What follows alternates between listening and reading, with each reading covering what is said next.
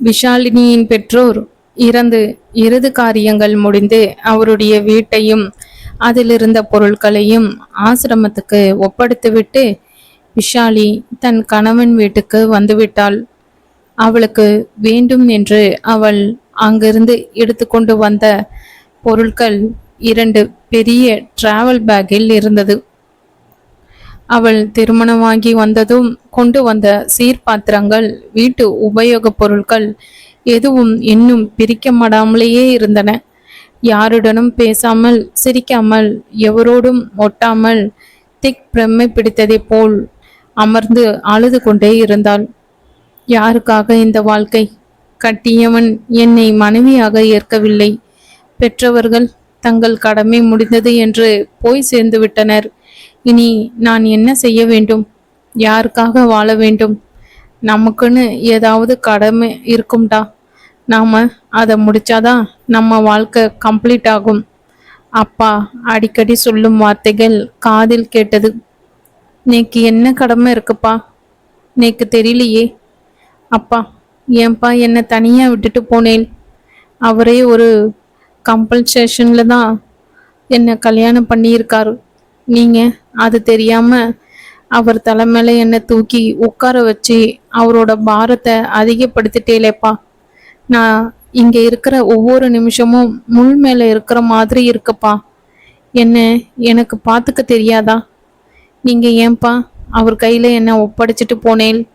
அவரால் என்ன சேர்த்துக்கவும் முடியாம விட்டுடவும் முடியாம தவிக்கிறார்.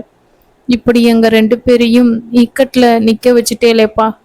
நினைத்து நினைத்து விக்கி விக்கி அழுதாள். அபிராமிக்கும் வைத்தியநாதனுக்கும் அவளை தேற்றும் வழி தெரியவில்லை. டே, ஒரே நாள்ல பெத்தவ 2 பேரையும் இழந்துட்டா. வேதனை அதிகமாக தான் இருக்கும். நீதான் அவளை தேத்தணும். மணி 4 ஆகிறது. பாவம், 11 மணிக்கு வந்தோம். வந்ததுலேருந்து அழுதுகிட்டு இருக்கா. ஒன்றும் சாப்பிடல. பச்சை தண்ணி பல்லுல படல. போடா, போய் 4 நல்ல வார்த்தையா சொல்லி அவளை சாப்பிட வை. இந்தா, இந்த டிஃபனை ஊட்டியாவது விட்டு சாப்பிட வைடா. அப்பா புத்தி சொல்லி விஸ்வாவை அனுப்பினார். டிஃபன் தட்டை கையில் வாங்கி கொண்டு மாடி ஏறினான். தன்னுடைய அறையில் அவள் எப்பொழுதும் படுக்கும் இடத்தில் அமர்ந்து முட்டியில் கை கட்டி தலையை கவிழ்த்து குலுங்கி குலுங்கி அழுது கொண்டு இருந்தாள். அவனுக்கு பாவமாக இருந்தது. நான் வேறு அவளை நோகடித்து விட்டேன். பெற்றோர் போய்விட்டார்கள். இந்த சிறிய வயதில் சந்தோஷமாக பட்டாம்பூச்சியைப் போல் சிறகடித்து பறக்க வேண்டியவளை எல்லோரும் நோகடித்து விட்டோமே. அவள் அருகில் சம்மணமிட்டு அமர்ந்தான். ஷாலினி, ஷாலினி. விஷாலி இவன் குரல் கேட்டு நிமிர்ந்தாள். தன் கைக்குட்டையால் அவளுடைய கண்களை துடைத்தான். சாப்பிடு ப்ளீஸ். சாப்பிடாம இருந்தா உடம்பு என்னத்துக்கு ஆகிறது? சாப்பிடு சொல்லிக்கொண்டே ஊட்டி விட்டான். அவள் அவனையே பார்த்து கொண்டு சாப்பிட்டாள். அழாத ஷாலினி, ப்ளீஸ். உன்னோட துக்கம் ரொம்ப பெருசுதான், இல்லைங்கள? ஆனா இப்படி அழுதுட்டே இருந்தா போனவா திரும்பி வந்துடுவாளா? உங்க அப்பாவுக்கும் அம்மாவுக்கும் உன்னோட இந்த அழுத முகம் பார்த்தா பிடிக்குமா? அழாத ஷாலினி. அவள் ஒன்றும் பேசாமல் மெதுவாக சாப்பிட்டாள். இன்னும் கொஞ்சம் சாப்பிட்றியா? கொண்டு அவள் வேண்டாம் என்று போல தலையாட்டினாள். அவள் சாப்பிட்டு முடித்ததும் அவன் தண்ணீர் பாட்டிலை அவளிடம் தந்துவிட்டு எழுந்தான். உங்ககிட்ட ஒன்று கேட்கட்டுமா? நிலைமை தெரியாம அப்பா என் பொறுப்பை உங்ககிட்ட கொடுத்துட்டார்ல. இவள் ஏன் இவ்வளவு அழுதாள் என்று இப்பொழுது அவனுக்கு புரிந்தது. நான் இவளை சேர்த்து கொள்ளவில்லை. இப்பொழுது இவள் தந்தைக்கு கொடுத்த வாக்குக்காக நான் இவளை மேலும் வெறுத்து விடுவேன் என்று நினைக்கிறாள். தண்ணி குடி, தட்டை போட்டுட்டு வர என்று கீழே சென்று தட்டை சிங்கில் போட்டு விட்டு வந்தான். கதவை தாளிட்டு விட்டு வந்து அவள் அருகில் அமர்ந்தான். ஷாலினி, நான் உன்னை எப்பவுமே கைவிட மாட்டேன்னு இது என் மனசுல இருந்து வந்த வார்த்தை. இது உங்க அப்பாவுக்கு வாக்கு கொடுத்துருக்கேன். சத்தியம். அவளுடைய தலைமேல் கை வைத்து சத்தியம் செய்தான். நீ கண்டதையும் நினைச்சு குழப்பாத. எழுந்து வெளியே கிளம்பினான். இவர் இப்போ என்ன சொல்ல வரார்? ஒரு மண்ணும் புரியல. எல்லாம் என் தலையெழுத்து. மனதுக்குள் மருகினாள். வெளியே போனவன் தன் பைக்கை எடுத்துக்கொண்டு போய்விட்டான். விஸ்வா வீடு வரும்போது இரவு 8 ஆகியிருந்தது. விஷாலி இன்னும் அங்கேயே அமர்ந்திருந்தாள். குளித்துவிட்டு வந்தான். ஷாலினி, சாப்பிடவா? இல்லை, பசிக்கல. இப்போ நீ என் கூட எழுந்து கீழே வர. நீ சாப்பிடலன்னா எனக்கும் சாப்பாடு வேண்டாம். நீங்க போய் சாப்பிடுங்க. எனக்கு பசிக்கல. ஆனா எனக்கு பசிக்கிறதே. ஏங்க என்ன தொந்தரவு செய்றீங்க? நீ முதல்ல எழுந்துரு. முணுமுணுத்தபடி எழுந்தாள். அவனுடன் கூடவே கீழே இறங்கினாள். அபிராமி சாப்பாடு போட பேசாமல் சாப்பிட்டாள். விஸ்வாவும் உடன் அமர்ந்து சாப்பிட்டான். அவள் சாப்பிட்டு முடித்த பின் சமையலறையை ஒதுக்க முயல, நீ போம்மா, அதெல்லாம் நான் பார்த்துக்கிறேன் என்றாள் அபிராமி. விஷாலி தளர்ந்த நடையுடன் மாடி ஏறினாள். விஸ்வா, அவ கொஞ்சம் தான் சாப்பிட்டா. இந்த பாலை குடுடா, பாவம். சரிம்மா. பால் டம்ளரை வாங்கி கொண்டான். மாடி ஏறும் முன்னர் அதில் அவன் வாங்கி வந்த தூக்க மாத்திரையை பாதியாக உடைத்து ஒரு பாதியை காலாக உடைத்து அதை பாலில் போட்டான். நன்றாக கலக்கினான். அவ தூங்கி 15 நாள் ஆச்சு.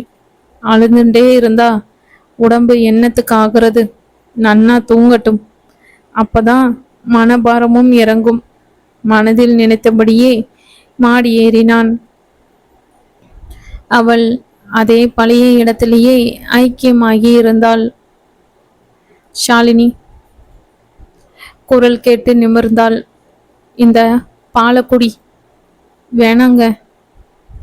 இத குடினா குடிக்கணும். குடி, கட்டளை இட்டான். அவள் வேண்டா வெறுப்பாக அதை குடித்து வைத்தாள். இரு, டம்ளரை போட்டுட்டு வரேன். எழுந்து போனான். டம்ளரை போட்டுவிட்டு மாடி ஏறி வந்தான். அவள் இன்னும் அமர்ந்திருந்தாள். இங்க வந்து படு என்று கட்டிலை காட்டினான். அவளுக்கு கோபமாக வந்தது. இப்ப என்னவாம் இவருக்கு? இன்னைக்கு மட்டும் நம்ம இவர்கிட்ட உரசுனா பரவாயில்லையாம்மா? ஓவரா தான் பண்றார். அவன் சொன்னதை கேட்காமல் திரும்பி கொண்டாள். ஆமா, இனிமே எந்த மூஞ்சை வச்சுண்டு அவளை இங்க வான்னு கூப்பிடுறதாம். நீ ஒரு லூசுடா விஸ்வா. தன்னைத்தானே திட்டிக் கொண்டான். இங்க வேணாம்னா சரி, அங்கேயே படுத்துக்கோ. தூங்கலன்னா பரவாயில்ல, படுத்துண்டுரு. அவனை முடித்தபடி படுத்தாள். அவனிடம் ஏதோ கேட்க வேண்டும் என்று நினைத்தவளுக்கு கண்கள் சொருகியது. மெல்ல மெல்ல தூங்க ஆரம்பித்தவள் நன்றாக தூங்கிவிட்டாள். அவள் தூங்கிவிட்டாள் என்று தெரிந்ததும் போர்வையை எடுத்து போர்த்தி விட்டான். அவள் அருகில் முட்டி போட்டு குனிந்து அவள் நெற்றியில் முத்தமிட்டான். தலையை கோதினான். அவள் முகத்தையே பார்த்தான். அவனுக்கு அவளை கட்டி தழுவ வேண்டும் என்ற ஆசை எழுந்தது. மீண்டும் நெற்றியில் முத்தமிட்டான். ஒரு பெருமூச்சு விட்டுவிட்டு எழுந்து லைட்டை அணைத்துவிட்டு ஏசியை போட்டுவிட்டு கதவை சாத்திவிட்டு மொட்டை மாடிக்கு போய்விட்டான். அவனுக்கு மனசுமை கூடி இருந்தது. இல்ல, நிச்சயமா அது அவ இல்ல. அவளுடைய சொத்து 5 கோடி இருக்கும்போது அவள் ஏன் என் சொத்துக்கு ஆசைப்பட போகிறாள்? அதை அப்படியே அடுத்தவருக்கும் தானம் செய்யும் மனமுடையவள். நிச்சயமாக அடுத்தவர் சொத்துக்கு ஆசைப்பட மாட்டாள். பெரிய சொத்தா என் புருஷன் இருக்காருன்னு சொல்றாளே, கேட்டாலும் மேன்மக்களே என்று நிரூபித்து விட்டாள். இப்பொழுது நான் அல்லவா குற்றவாளி கூண்டில் நிற்கிறேன். எந்த ஆதாரமும் இன்றி அவளை தவறாக நினைத்து விட்டேன். அவளிடம் விளக்கம் எதுவும் கேட்கக்கூட மனமில்லை. ஆராயாமல் தண்டனையை மட்டும் கொடுத்து விட்டேன். பாவி நான். முதலிரவிலேயே பிரச்சனையை பேசி தீர்த்து கொண்டு இருக்க வேண்டும். அன்று கோவிலுக்கு போய் வந்த பின்னாராவது அவளை ஏற்றுக்கொண்டிருக்க வேண்டும். அதுவும் போகட்டும், அவள் வந்து தொட்ட பின்பாவது அவளோடு சேர்ந்திருக்க வேண்டும். எல்லா தப்பையும் பண்ணியாச்சு.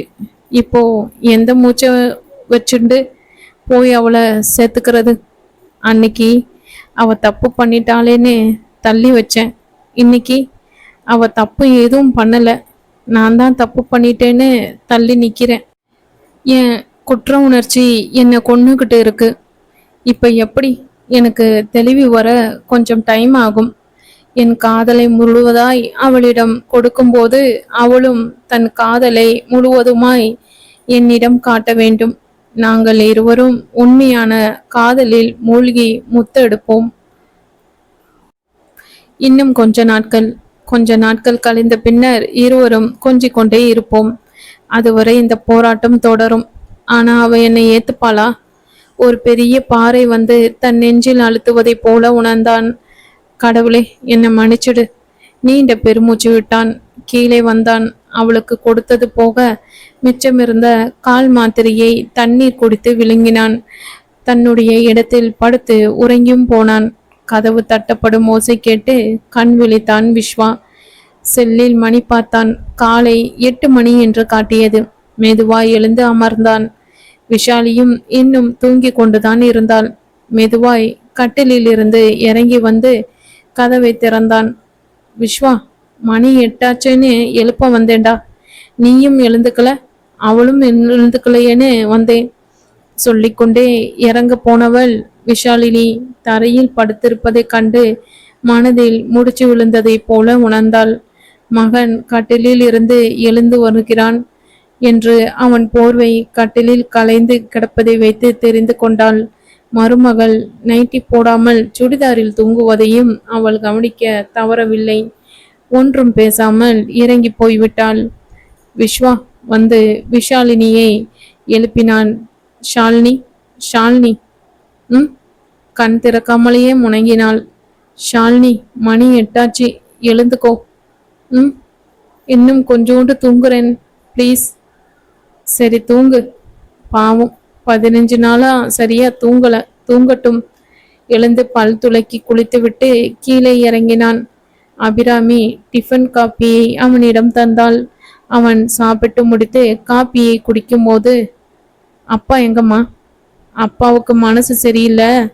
என்ன இருந்தாலும் அவரோட பாலிய சிநேகிதராச்சே, அதான் வாக்கிங்கு போயிட்டு அப்படியே லைப்ரரி போயிட்டு வரேன்னு போயிருக்காரு. ஓ, சரி சரி.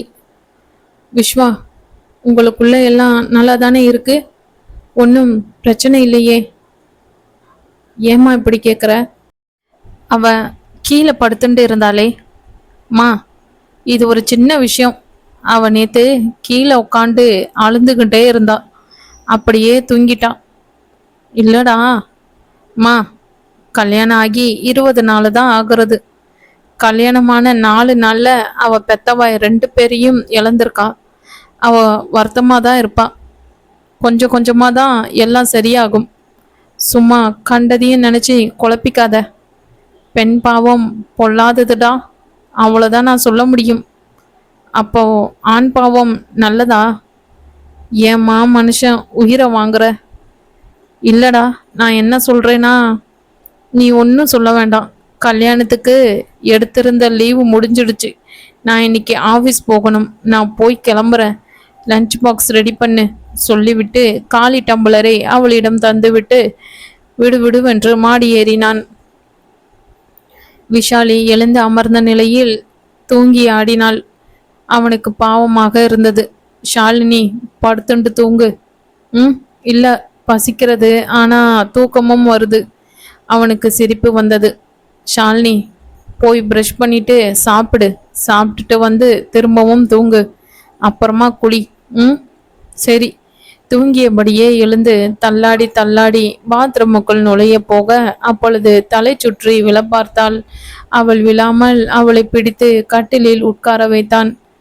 ஷாலினி, இப்படியே கட்டில்ல உட்காந்து ப்ரஷ் பண்ணு, நான் உனக்கு டிஃபன் கொண்டு வரேன் சொல்லி ப்ரஷ் பேஸ்ட்டை எடுத்து அவளிடம் தந்தான்.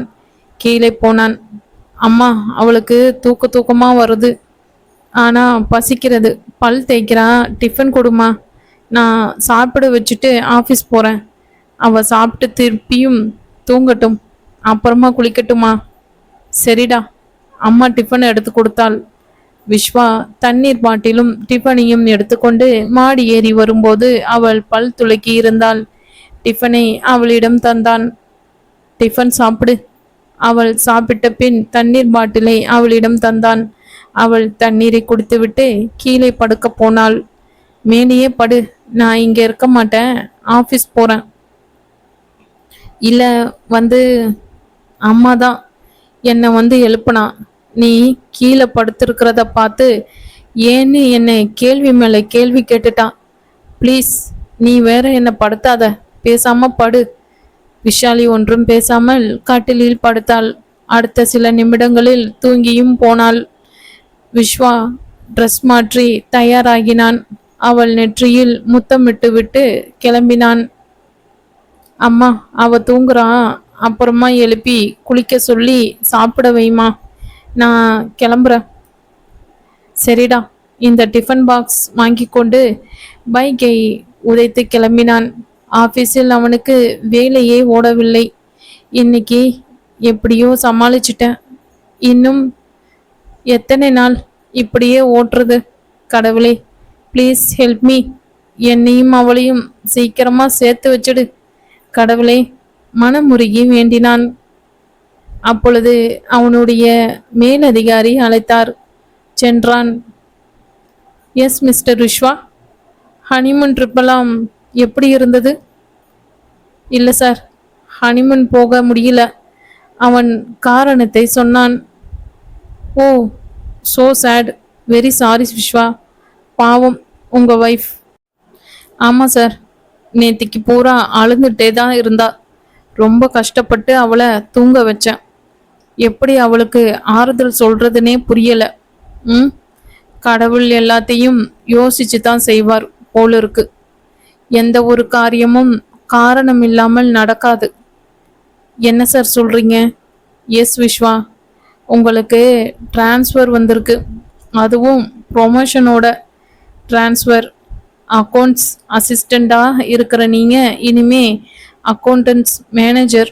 உங்களுக்கு கீழே 4 அக்கௌண்ட்ஸ் அசிஸ்டன்ட்ஸ் இருப்பாங்க. எந்த ஊர் சார்? ரொம்ப தூரம் இல்லை விஸ்வா, சென்னை தான், பெருங்குடி ஆஃபீஸில் தான். Oh, this is really a great news to me. ஆமாம், நீங்கள் நாளைக்கே போய் ஜாயின் பண்ணணும். ஜாயின் பண்ணிவிட்டு வீடு பார்த்துட்டு வீக்கெண்டு வாங்க. வந்து ஒய்ஃபை கூட்டிகிட்டு போய் சென்னையிலேயே வாழ்க்கையை ஸ்டார்ட் பண்ணுங்க. இடம் மாறுனா அவங்களுக்கும் மனசு மாறும். Thanks sir. நீங்கள் இப்போவே சென்னை போகிறதுக்கு எல்லாம் ப்ரிப்பேர் பண்ணிக்கலாம். நைட்டு ஃப்ளைட்டுக்கு ஆஃபீஸ் புக் பண்ணிடும். Thank you sir. வெளியே வந்தான். மதுரை ஆஃபீஸில் முடிக்க வேண்டிய ஃபார்மாலிட்டிஸ் எல்லாவற்றையும் முடித்துக்கொண்டு வீடு கிளம்பினான். அவன் வீடு வரும்போது பிற்பகல் 2 மணி ஆகியிருந்தது. விஷாலியும் அப்பாவும் சாப்பிட்டு கொண்டு இருந்தனர். அம்மா பரிமாறி கொண்டு இருந்தாள். விஷாலி தலைக்கு குளித்துவிட்டு கூந்தலை விரித்து விட்டு இருந்தாள். பார்ப்பதற்கு ஷாம்பு விளம்பரத்தில் வரும் பெண்ணை போல இருந்தாள். பார்க்கவே தேவதை போல் இருந்தவனை ஆசையோடு அள்ளி அணைக்க எழுந்த ஆவலை அடக்கி கொண்டான். அம்மா, அப்பா, சென்னைக்கு டிரான்ஸ்ஃபர் வந்திருக்கு, அதுவும் ப்ரமோஷனோட என்று சொல்லி ஸ்வீட்டை கொடுத்தான். மூவரும் எடுத்துக்கொண்டனர். ரொம்ப சந்தோஷம்டா. எப்போ ஜாயின் பண்ணணும்? அப்பா கேட்டார். நாளைக்குப்பா. நாளைக்கே வா, அம்மா கேட்டாள். மா, ஆமாம்மா, ஆஃபீஸில் ஃப்ளைட் புக் பண்ணிட்டா. நைட்டு 8 மணிக்கு. நான் போய் ஜாயின் பண்ணிவிட்டு அங்கே வீடெல்லாம் பார்த்து ஏற்பாடு பண்ணிவிட்டு வீக்கெண்டு வரேன். ஷாலினியை கூட்டிகிட்டு போகிறேன் என்று பெற்றவர்களிடம் கூறிவிட்டு மனைவியை பார்த்தான். அவள் கண்களில் இருந்த எதுவோ ஒன்று அவனை குழப்பமடைய செய்தது. ரொம்ப சந்தோஷம்டா. சரி, ஒரு வாரத்துக்கு தேவையானத எடுத்து வச்சுக்கோ. விஷாலி போமா, அவனுக்கு பேக்கிங் பண்ண ஹெல்ப் பண்ணுமா, மாமனார் சொன்னார். விஷாலி தலையை அசைத்துவிட்டு கையை கழுவிக்கொண்டு மாடிக்கு போனாள். பின்னாலேயே விஸ்வாவும் ஏறினான். காங்கிரஸ், ரூமெண்ட்டுக்கு வாழ்த்து தெரிவிப்பதை போல கூறினாள். தேங்க்யூ. அவனும் அப்படியே ஏற்றுக்கொண்டான். நான் உங்களோட சென்னை வரல, இங்கேயே இருந்துக்கிறேன். நீங்க சென்னைக்கு போங்க, அவன் முகத்தை பார்த்து தெளிவாக சொன்னாள்.